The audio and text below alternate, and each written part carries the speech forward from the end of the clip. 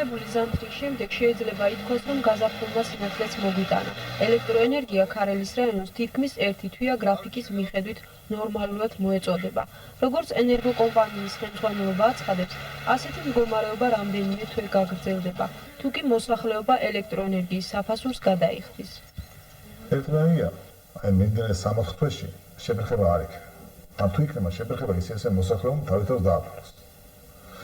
თუ რესპუბლიკა დენს მომცემს, ჩვენ საწარმო არ მივცემთ დენსა იმას, რომელიც სოფელიც ფულს არ გადაიხდის.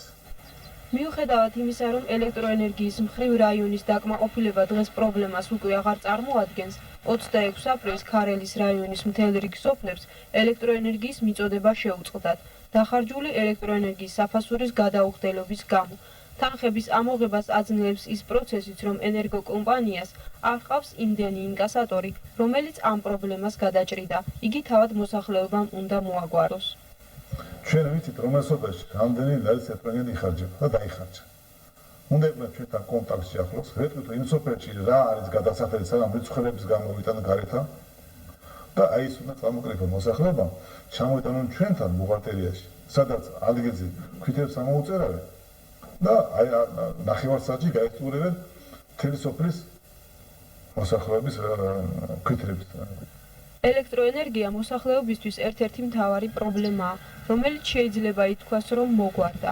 მოსახლეობა კმაყოფილია, რომ აქვს ელექტროენერგია და გადახდსახადზეც არ ამბობენ უარს. რა ვიცი, როგორ გითხრათ? თითქმის აქა ყველა იხდის. ხო და ეხლა თუ როგორც ესე არის ელექტროენერგია, თუ ესე იქნება, მე მგონი დამაკმაყოფილებელია. ნუ ბოლო ორი კვირა ერთი თვე თითქმის არ აღნიშნავს, თუ ასე იქნება. თუ კიდე უფრო გამოსწორდება, მთლად უკეთესი იქნება. ეხეთ თუ არა გადასახადები. რა თქმა უნდა.